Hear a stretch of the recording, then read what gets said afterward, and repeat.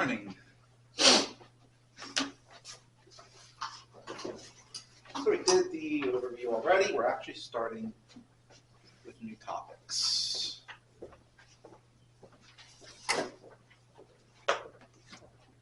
As I said on Tuesday, first few weeks are going to be review if you had physics. We're going over vectors in the geometry of space. You ended Calc 2 by studying the geometry of the plane. Right, so you looked at parametric equations, parameterizations, you did polar coordinates, possibly conic sections.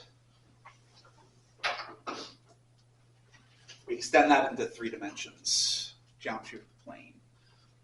Set of parametric equations, or a parameterization, you're given it as an ordered pair, right? C of t equals x of t comma y of t. That's a vector, even though it wasn't called a vector.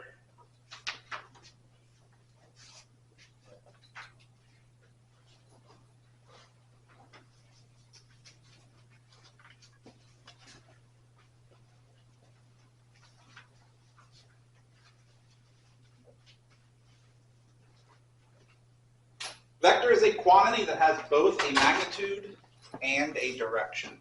So we now have 2 types of quantities that we work with.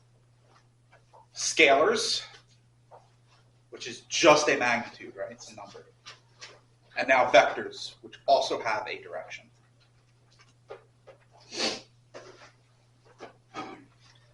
Vectors are said to be equivalent if they have the same magnitude and a direction.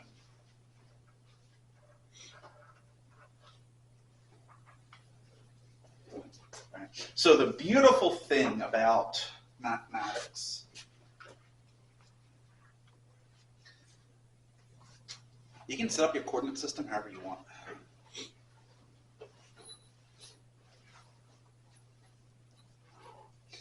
This allows us to move our vector. As long as we do not change magnitude and direction, it's the same vector. So typically what we'll do is we'll write the vector to have the initial point at the origin.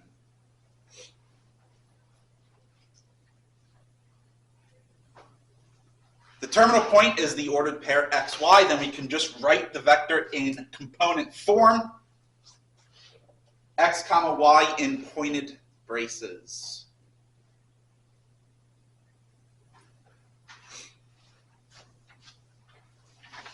So this is where notation starts to get confusing.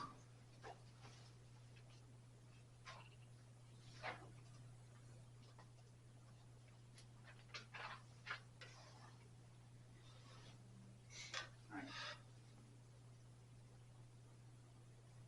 For this course, that is the notation that we will be sticking with for component form. In linear algebra, shout out.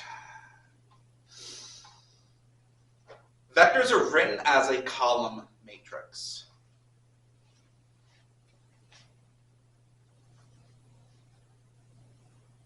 And so in linear algebra, we see a vector represented that way. There are also row vectors.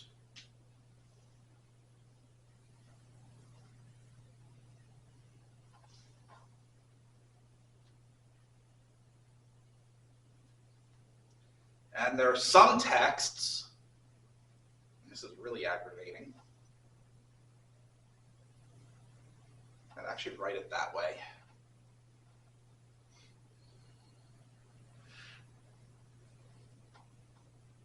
That is the one notation I never use, because that is also just an ordered pair, which is a point.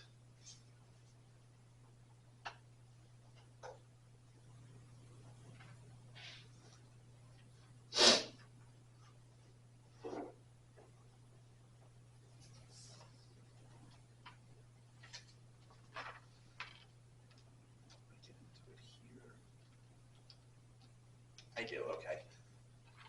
There is a third way of representing vectors, right? So you can either represent it as a directed line segment,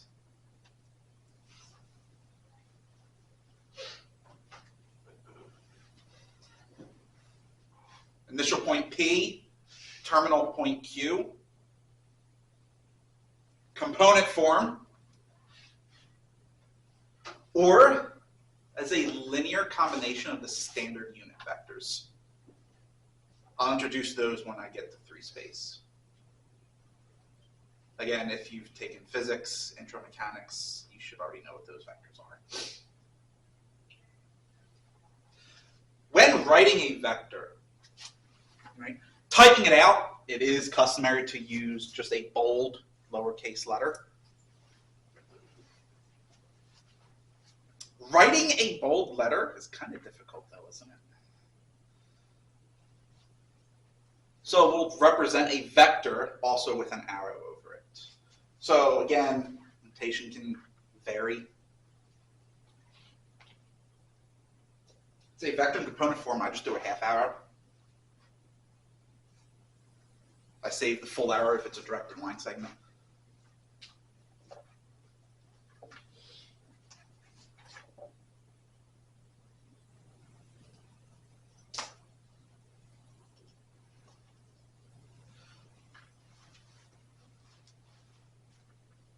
Direction is easy to tell, or easy to see when you actually plot it out. Magnitude, a little bit harder because of the scaling, but magnitude is just how long is it, also called the norm. To calculate the magnitude, it's actually fairly simple. It's just the distance between the 2 points.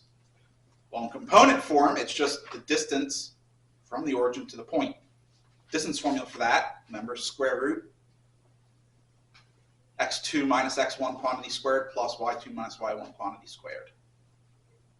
Since x1 is 0, y1 is 0, you just get the square root of the sum of the square of the components.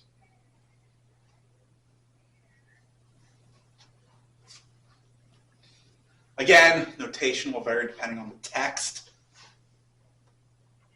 I always use double bars. You may just see it as an absolute value as well to represent a magnitude.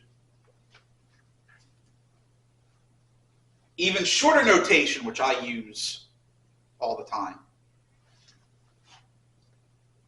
is just write it as a lowercase letter unbolded. That means magnitude.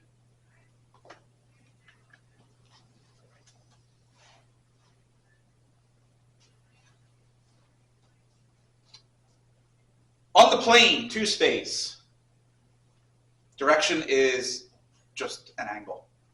Specifically, it's going to be the angle that the vector makes with respect to the positive x-axis. So tangent of theta is y over x. Y component over x component. That's how we determine direction on the plane. Space is a little bit more difficult to represent with angles. I think we have to use 2 angles for that. We use the theta, and then we also use phi, the angle of declination, from the z-axis, but we'll get into that. Combining vectors in the plane. So we have 2 vectors. I'll use v and w. V and w. X1, y, x1, x. That should be y1. Why is that x2?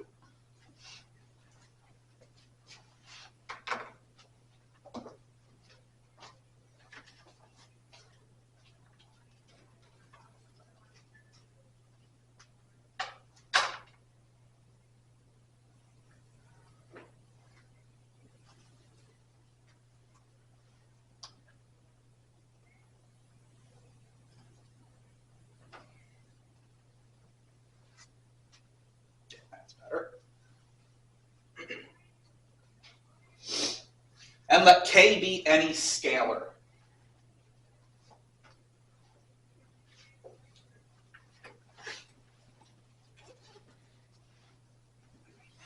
Note to fix my master slides.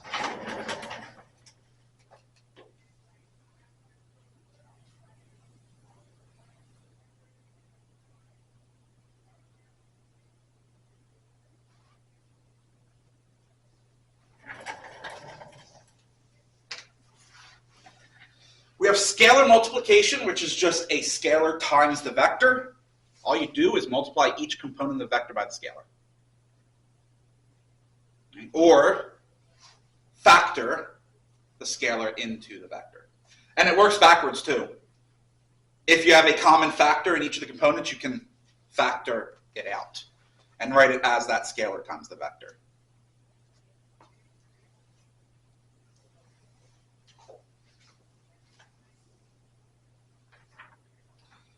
So think about it. Take a vector, v, right? Has a certain magnitude, has a direction. Multiply it by a positive scalar. Changes the magnitude, right? Specifically by whatever the scalar is. Does the direction change? What if you multiply by a negative scalar? How does the direction change? It goes the opposite way.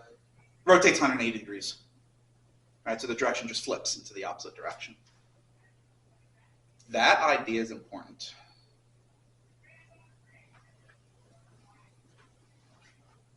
Then we have vector addition, where you can add two vectors. And all you do is you just add the corresponding components.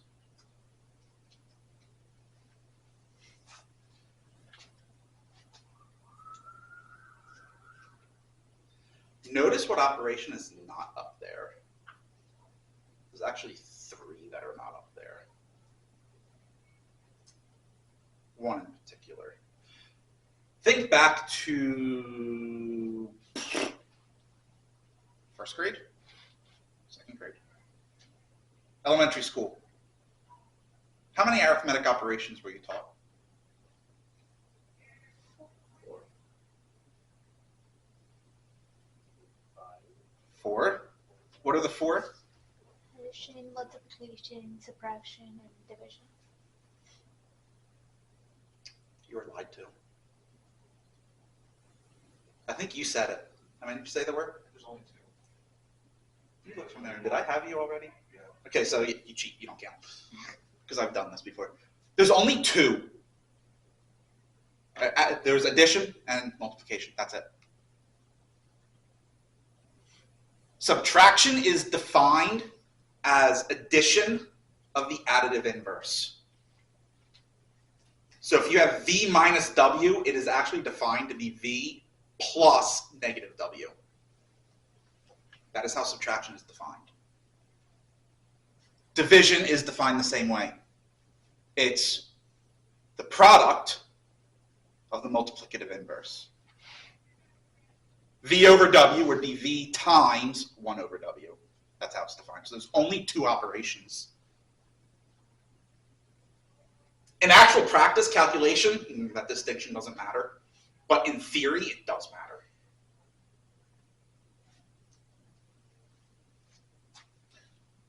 Which is why, by the way, in PEMDAS, you do multiplication and division together from right to left because it's actually the same operation.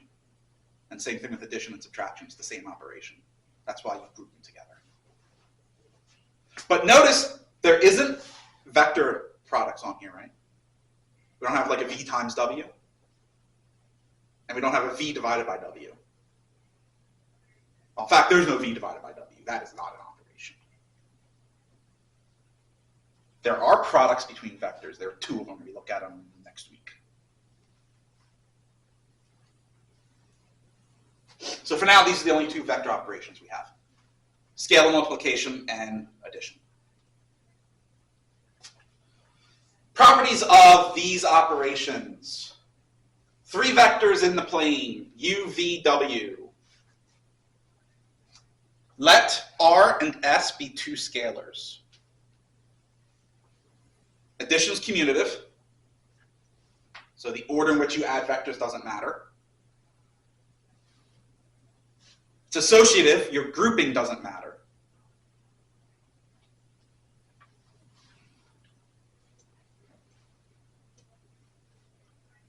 The 0 vector is your additive identity. So u plus 0 is just u. Which means that negative u, so -1 times u is your additive inverse.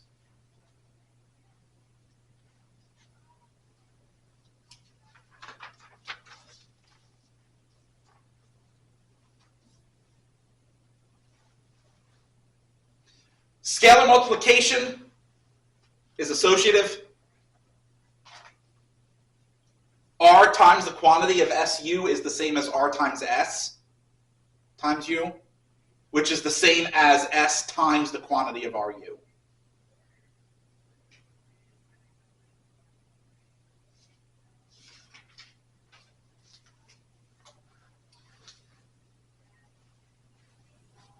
Scalar multiplication distributes across addition.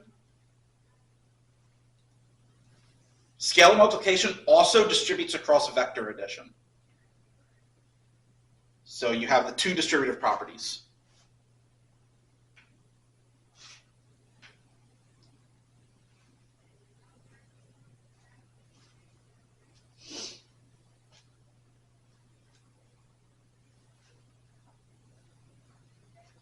One is your scalar multiplicative identity. And so multiply any vector by the scalar 1, you just get that vector back. Multiply any vector by 0, you get the 0 vector.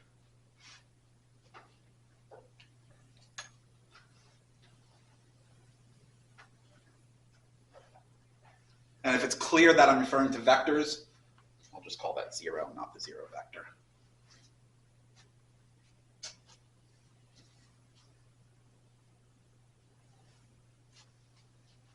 A special type of vector, and a very important one, is called the unit vector.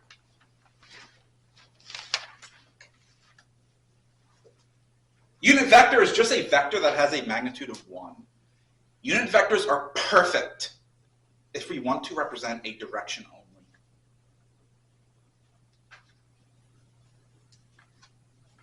So I'll also refer to a unit vector as a direction vector.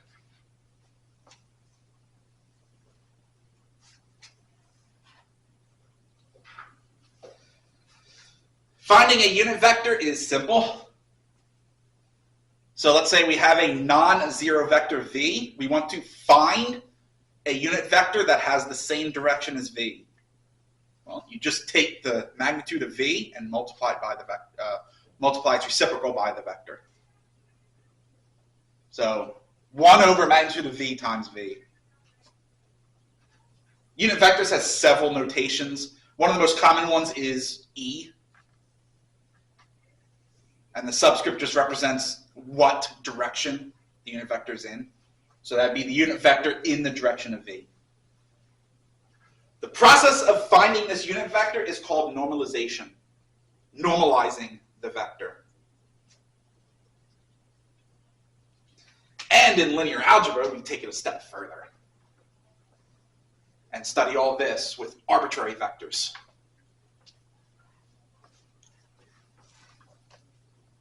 That's when we get to vector spaces, though.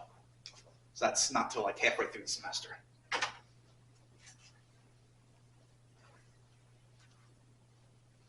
And actually, I do introduce two standard unit vectors in the plane. I and j,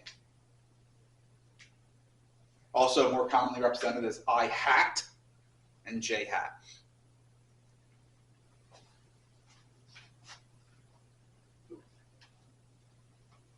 And then any vector in the plane can be represented as a linear combination of these two.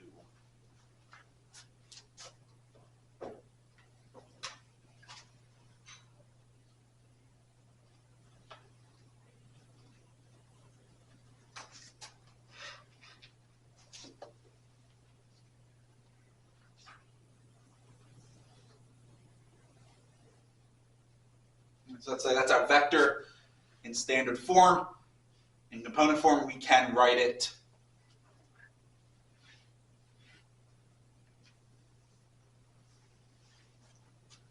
that way as well.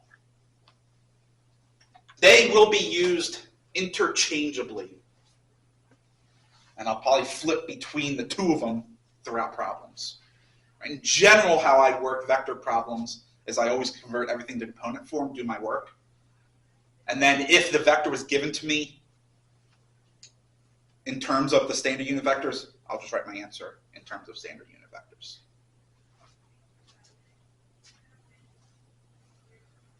Physicists love to use this form, and I don't know why. Well, actually, I probably do. They want to make it as painful as possible.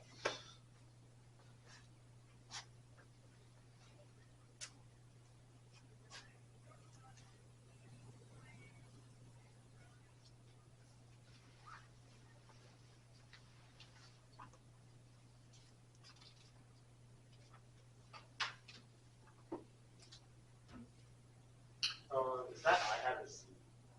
That's an I. When I do I hats, or like the complex number I typically write it that way, so not to confuse it with like if I'm using the letter I.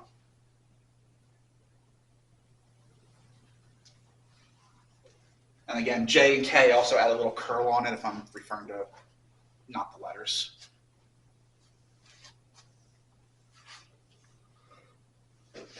Vectors in space.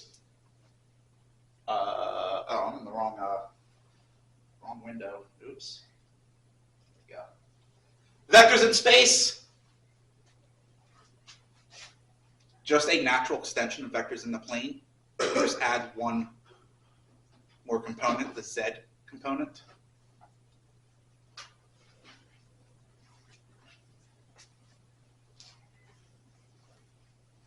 And then everything else follows.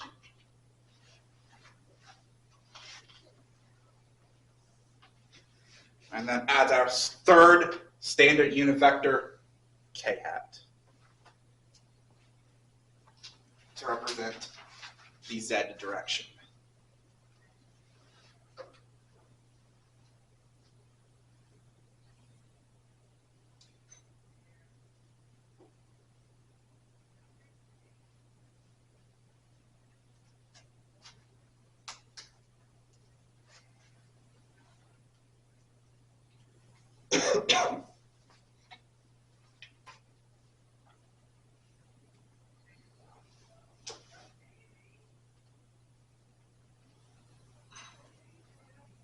So when looking at free space, the convention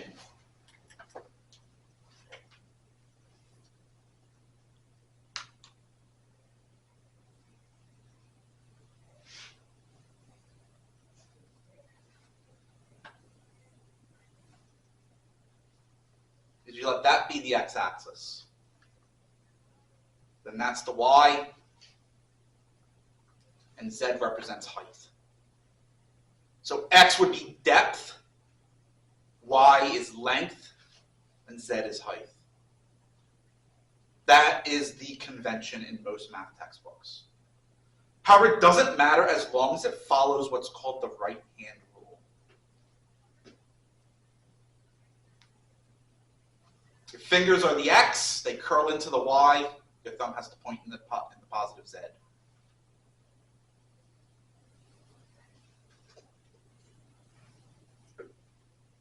So I could also write this.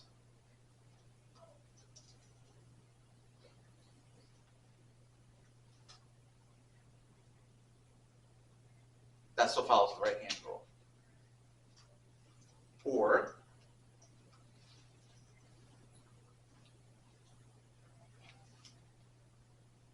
that also follows the right-hand rule.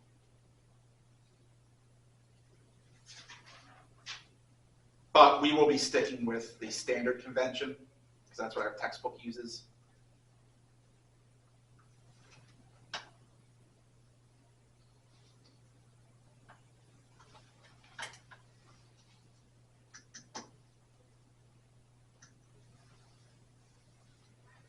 It's very difficult to represent 3 dimensions on 2-dimensional objects like paper and screens.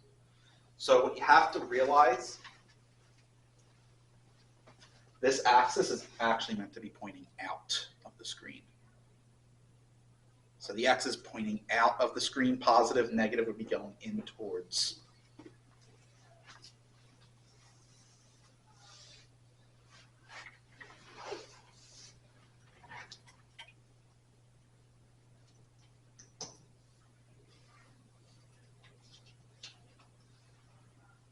How many dimensions are there? 11.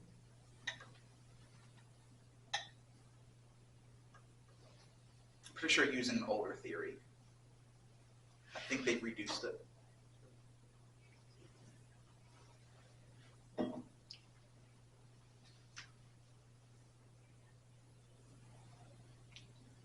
Ten. 9 spatial, 1 temporal. Used to be 26 spatial. And through a lot of work that I will never understand, they managed to get that down to 9. But even in everyday physics, how many dimensions? 4. You have the 3 spatial plus 1 for time.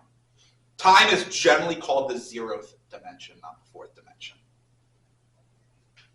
So it would be t and then x, y, z.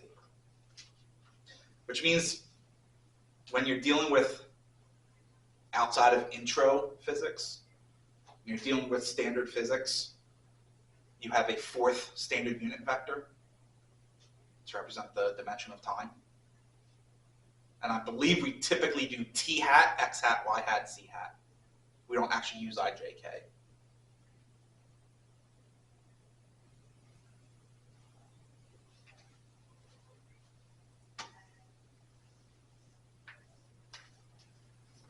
And don't even try to picture the 4th spatial dimension, because that is impossible. Do we need to have an understanding of the right angle? Of the what? Of the right angle. Just to make sure that your coordinate system is set up right. So it's your fingers point in the positive x, they curl into the positive y, your thumb points in the positive z.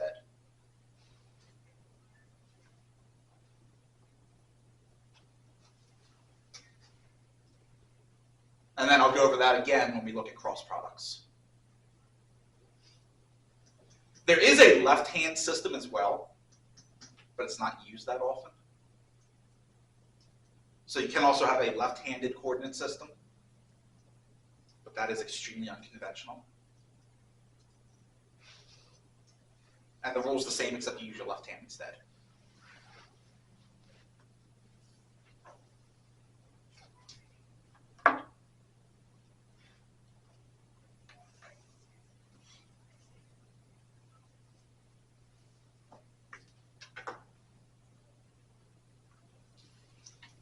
So here are given 2 vectors, A and B. We want magnitude and direction for 4 vectors. A, B, well, they're going to be simple. A plus B and B minus A. What I'm going to do is I'm first going to write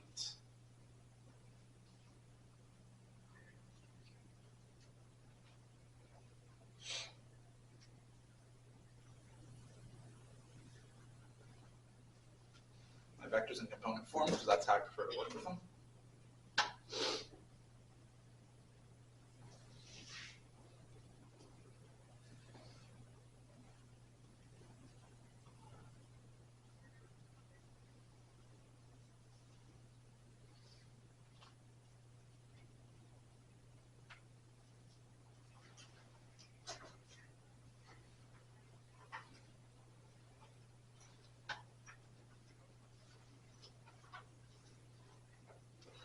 Magnitude of A.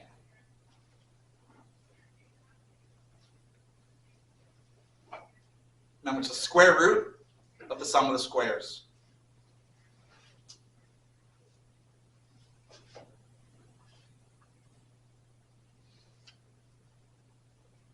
Three squared. 4 squared. 9 and 16 are what? Square root of 25. Magnitude of A is 5. Notice that magnitude is always positive.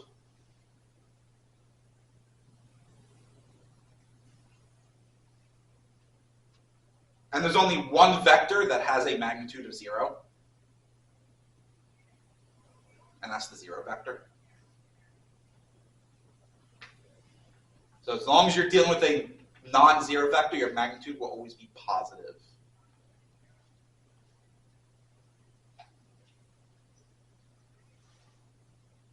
Magnitude of B.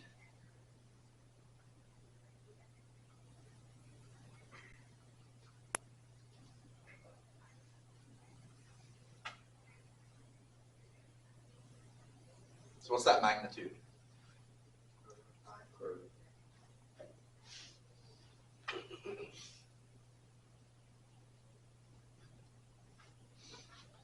Now for the length, or not length, I'm sorry, for the direction.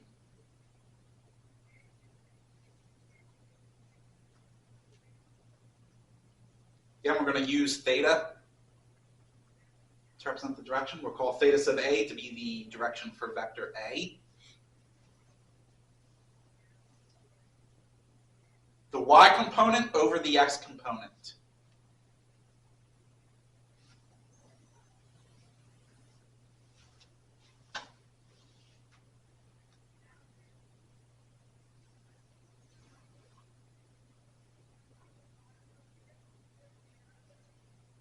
How would you determine theta? Is it always the inverse? What is the range of the inverse tangent? Pi over 2 to negative pi over 2. You said that backwards, but yes. Negative pi over 2 to pi over 2. Always less to large. But that covers what two quadrants? 1 and 3. Not 3. 4 1 and 4. What if we're not in those two quadrants? Then you can't take the inverse tangent. Oh, by the way, even if we're in quadrant 4, you can't just use the inverse tangent.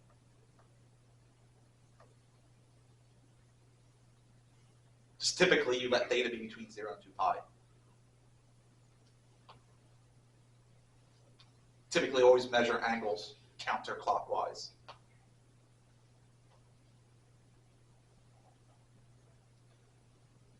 So for this one, are we okay to just take the inverse tangent? Yeah, we're in quadrant 1, right?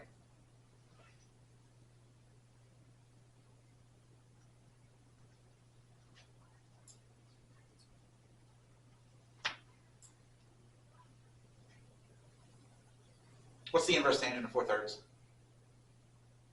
How does that simplify?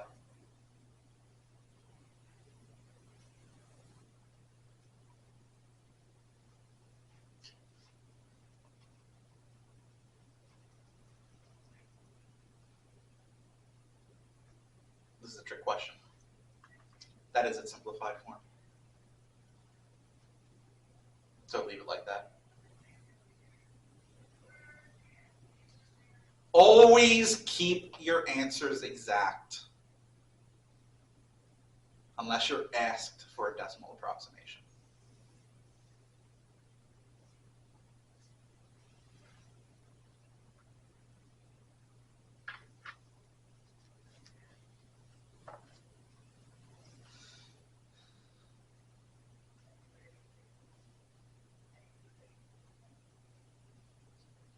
Y component over X component.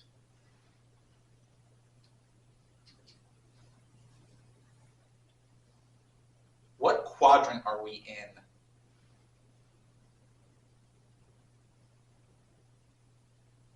Two.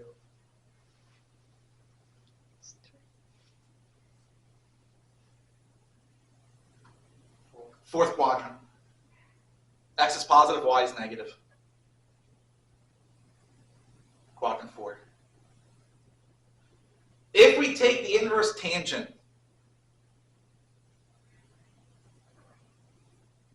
of an angle, or if we take the inverse tangent of a point in quadrant 4, our angle is going to be in what range?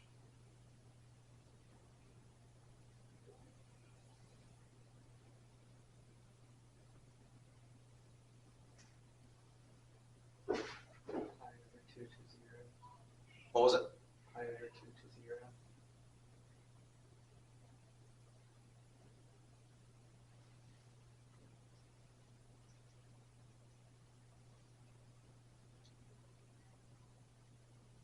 It's close.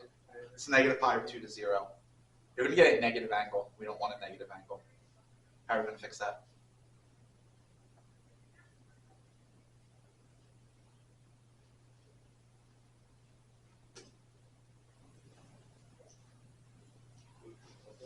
What is it? Where do you flip it?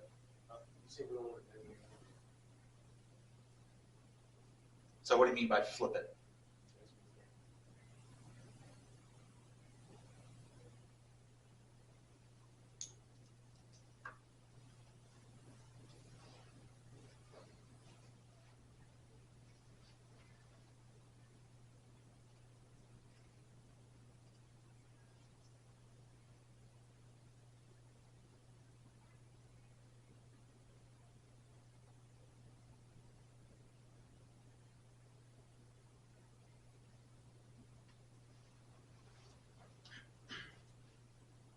So that's the angle we're given.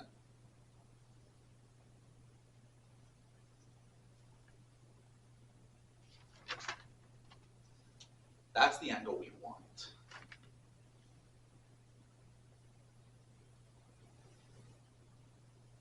Call that phi.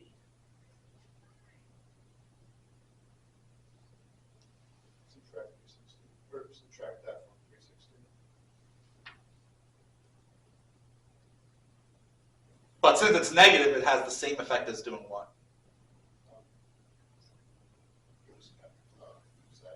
Add, and remember, radians, not degrees. Just add 2 pi, right? Those are coterminal angles. And the angles that have the same terminal point, coterminal. And you can just add any full revolution, which is 2 pi.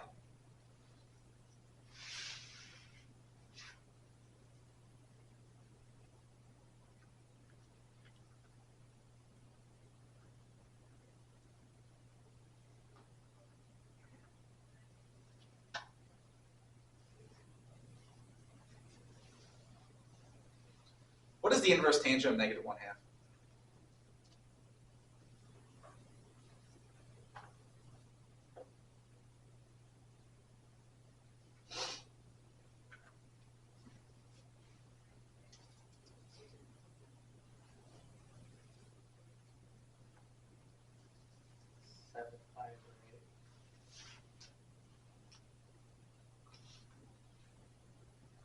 I don't think so.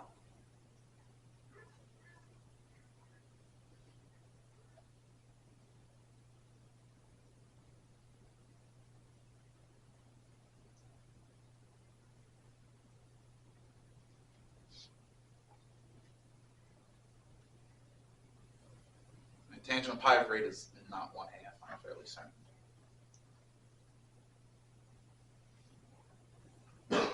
Because you can use half angle identity with pi over 4 for tangent.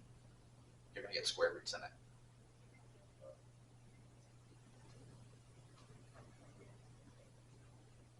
It's just the inverse tangent of negative 1/2. That's fully simplified. So just leave it in that form.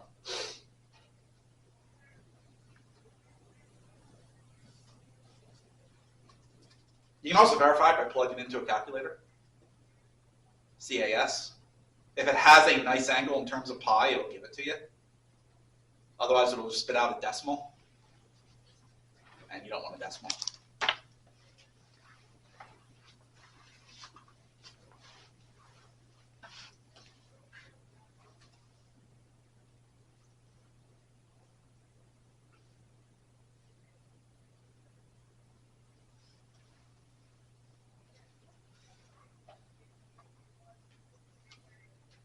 First thing we want is a plus b.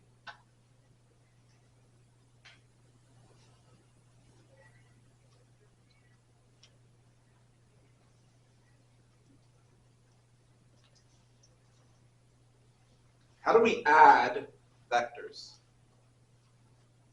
You had the first, you had the i's and the j's. So we get what, 3 plus 2 in the first component?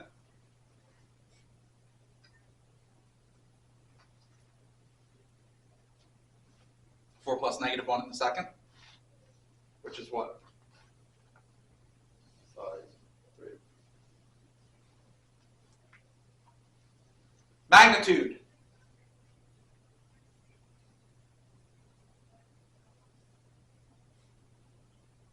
Can we write that? What does that represent? That's the addition of their magnitudes individually. That'd be the magnitude of A plus the magnitude of B. This is a case where, yeah, we're going to actually have to use the full notation. Or we could get away with it by doing this. Say A plus B equals the vector C, and then just write out C without the arrow. Could do that as well.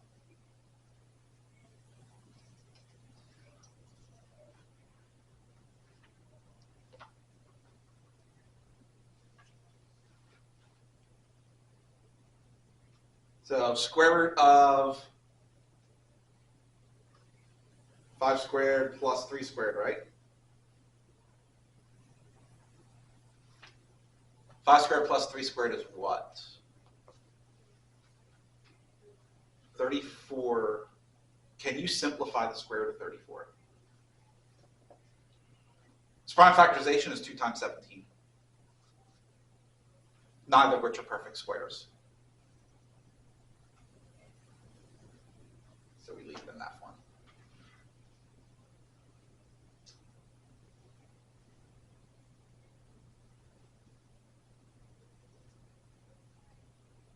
Oh, I'm not done yet. Forgot the direction.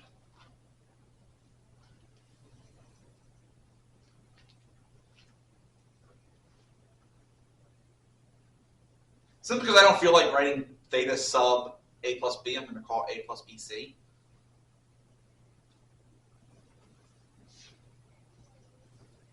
Tangent of our angle has to equal what? 3.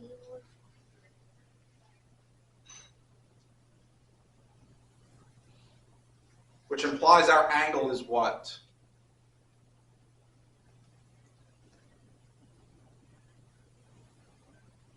First quadrant. I agree, it's in the first quadrant. What is the angle itself?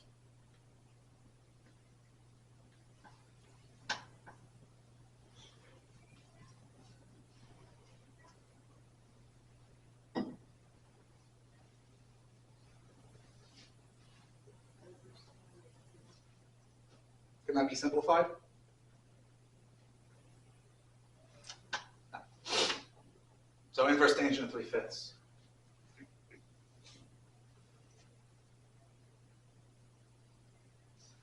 Now, we're comment when using your calculator to do trig, an inverse trig, make sure you're in the right mode.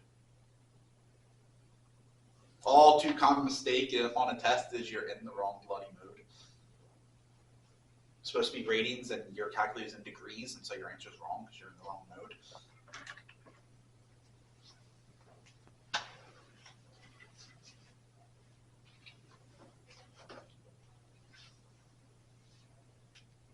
So we need B minus A.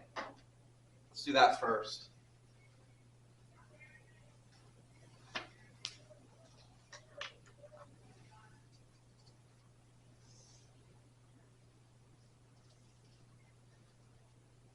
Now, theoretically, we'd have to do B plus negative A. So we'd have to find negative A first and then add those two. In terms of calculation, we don't have to do that. Just subtract to the corresponding components, right?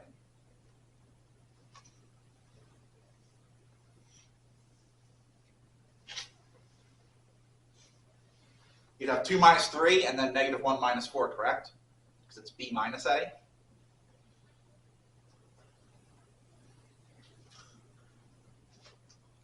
So what's the vector?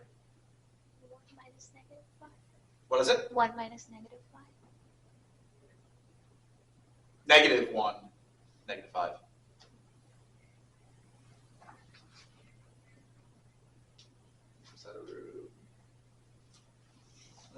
good enough for government work.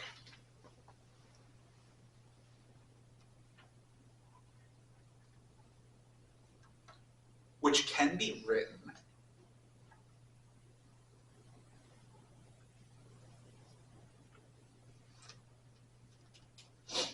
that way. I'm going to write it that way for one reason, because I want to show off a cool property.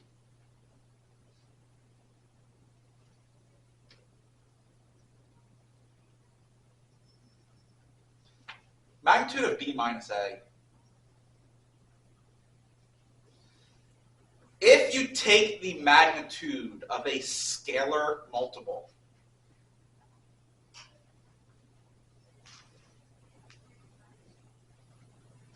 it's the absolute value of the scalar times the magnitude of the vector.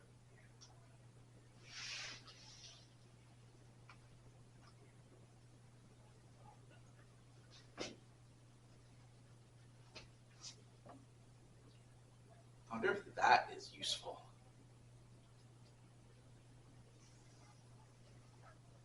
It's very useful. What's the absolute value of negative 1? 1. So we can ignore it. 1 squared plus 5 squared. Square root of 26, can that be simplified? 2 times 13.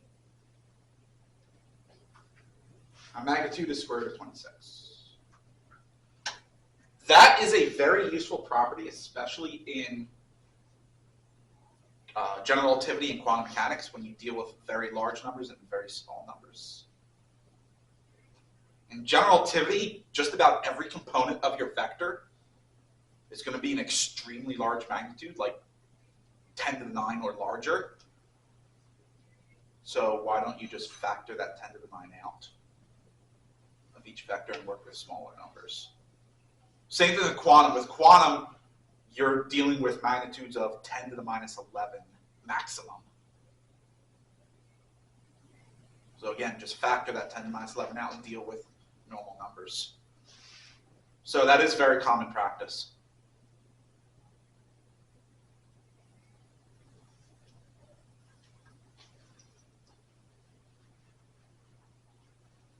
I'm going to call that D.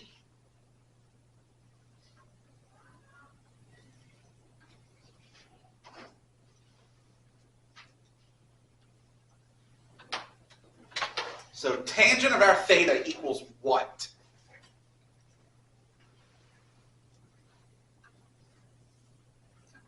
Inverse tan of root 20. Magnitude has nothing to do with the angle. It'd be 5, How'd you get 5? because it's 1 comma 5, and that's supposed to be 5 over the 1. That's the previous. Is it 1 comma 5? Well, negative 1 comma negative 5. Yeah.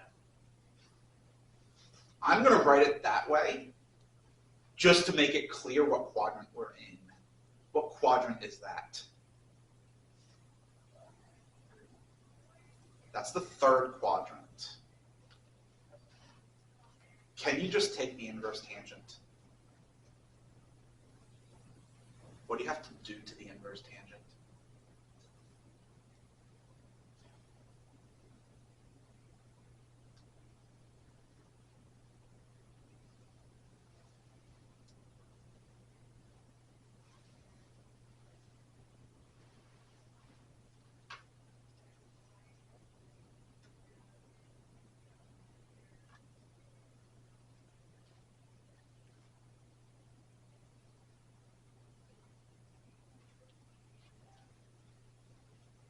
That's the angle that we want, right? But when we go to take the inverse tangent,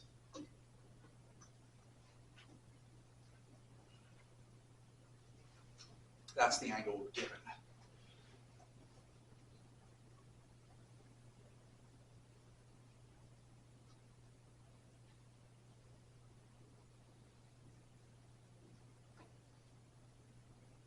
So how could we get theta from phi?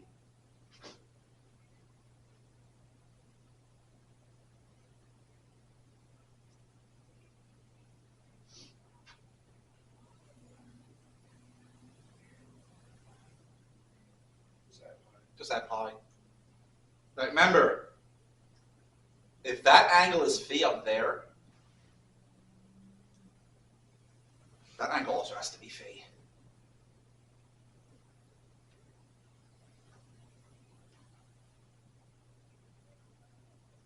Well, you know then that that top portion is a straight line. That's pi. Pi plus phi gives you theta. Done.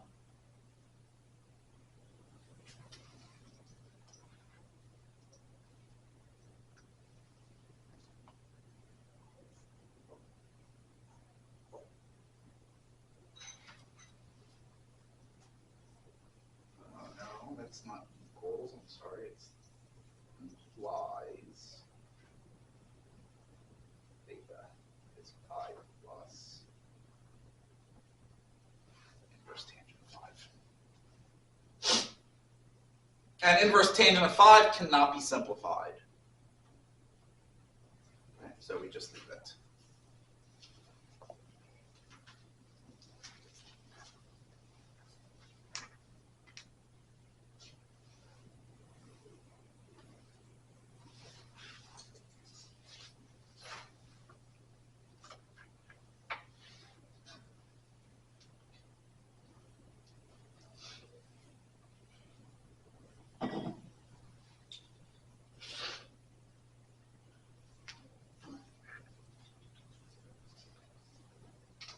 Distance from the point 1, 2, 3, or to the point 1, 2, 3. Again, that should not be of. Let's fix that.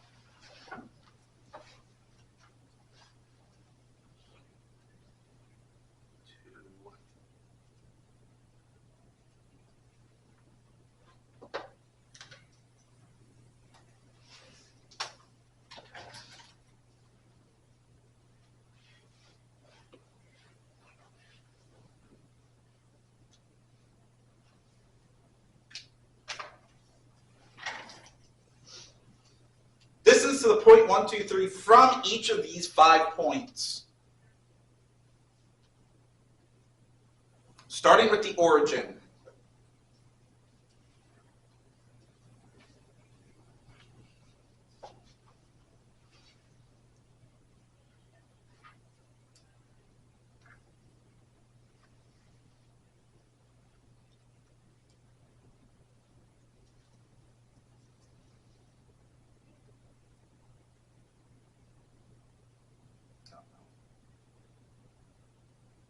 Point might be there in space. And again, remember it's coming out at you. Well, distance is simple in this case, right? We're just going from the origin to that point. We just want the length of that line. Oh, but we can just think now of p as a vector, right? We just want the magnitude of p then.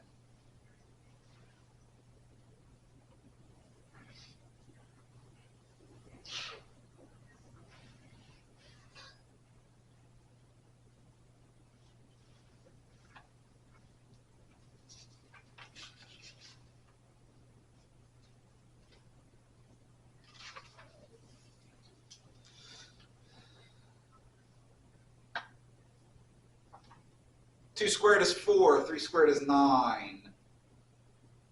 4 and 9, 13, plus 1 is 14, which is 2 times 7, so I just square root of 14.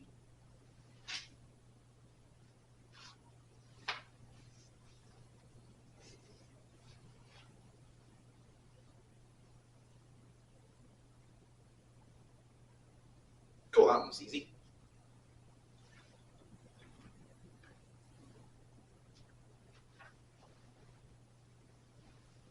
Now what distance from the x-axis?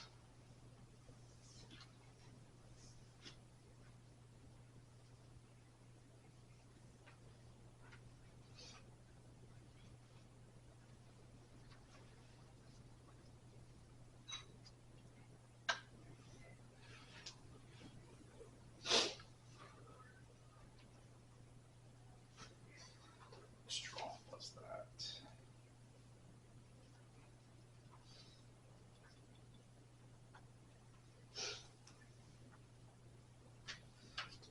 definition, what we're actually looking for is the shortest distance. So we want to pick a point on the x-axis such that the minimum distance between that point and P, minimize that distance. X equals 1.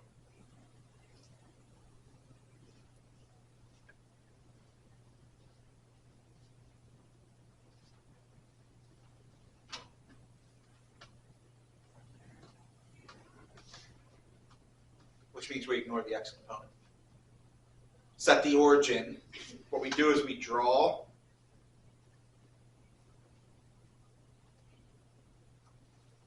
the YZ plane and choose it so that the origin is at x equals 1.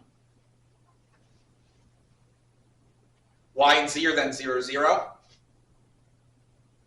Oh, look at that. Now here's our projection of P onto the YZ plane.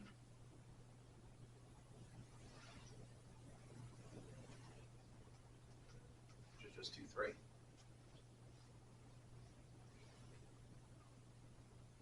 Now you're finding that distance.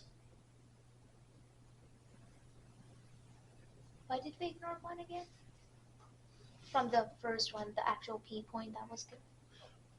Because we're now ignoring the x component.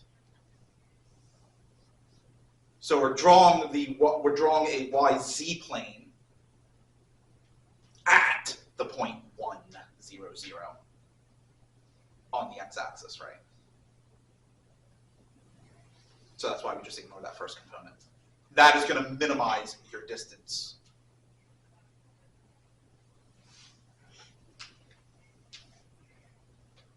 So now in this case, the distance, again now, that's a 2 vector. Just find the magnitude of that 2 vector.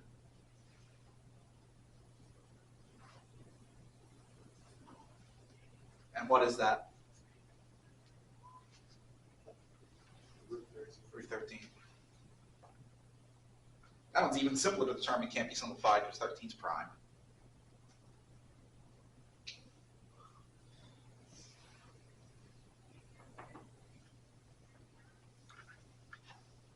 From the z-axis, well, the argument is going to be similar. What we're actually looking for is the minimum distance to the point. So you pick a point on the z-axis that minimizes the distance. So at the point 0, 0, 3 on the z-axis. Then you draw an xy plane at that point.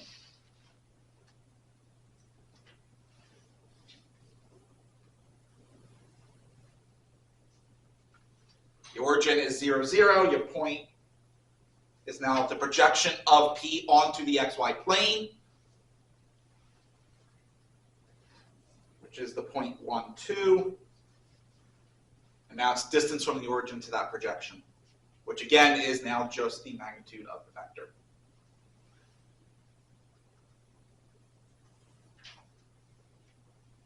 Which is what? 5.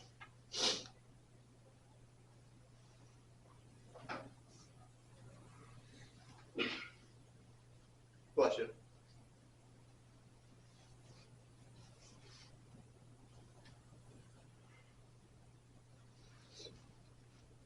From the xy plane to the point. Again, what we want is the minimum distance. So we want to pick a point on the xy plane that minimizes your distance, that has the shortest distance.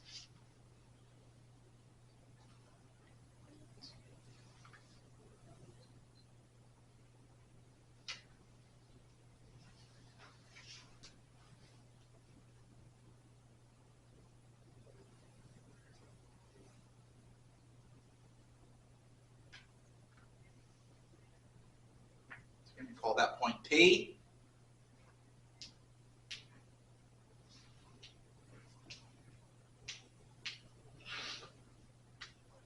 Use triple prime. That would be the projection of your point on the xy plane. That is just the point. 1, 2, it's the shadow of P.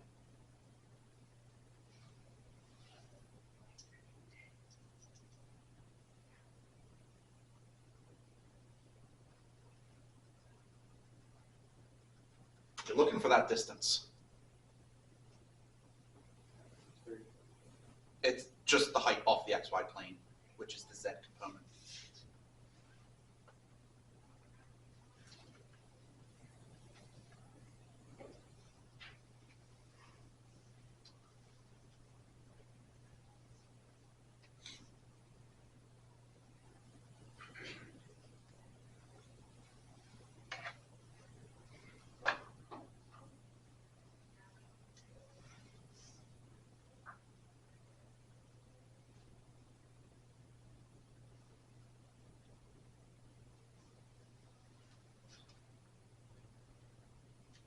Distance from 3, negative 1, 5 to 1, 2, 3.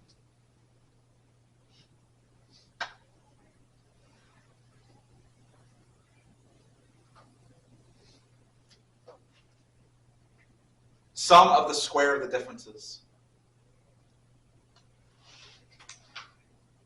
So it'd be x2 minus x1. Order of subtraction doesn't really matter, but I'm going to keep it in the correct order.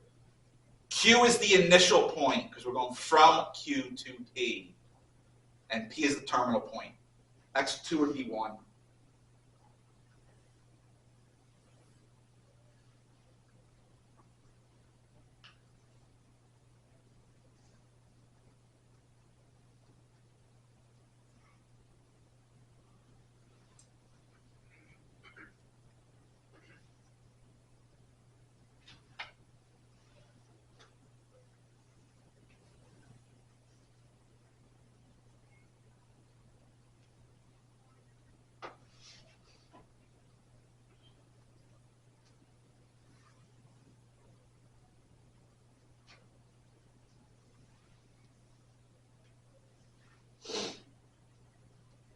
Four, 9 is 13. 13 and 4 is 17. That distance is square root of 17.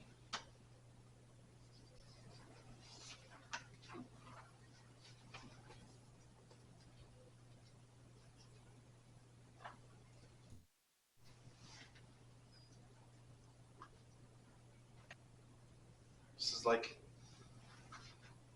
pre-algebra, just in 3 dimensions.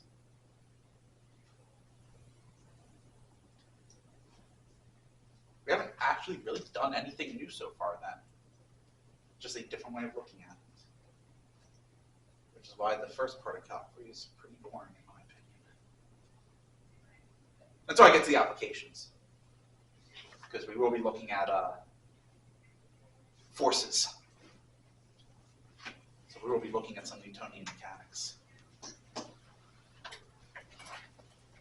That's fun. Any questions?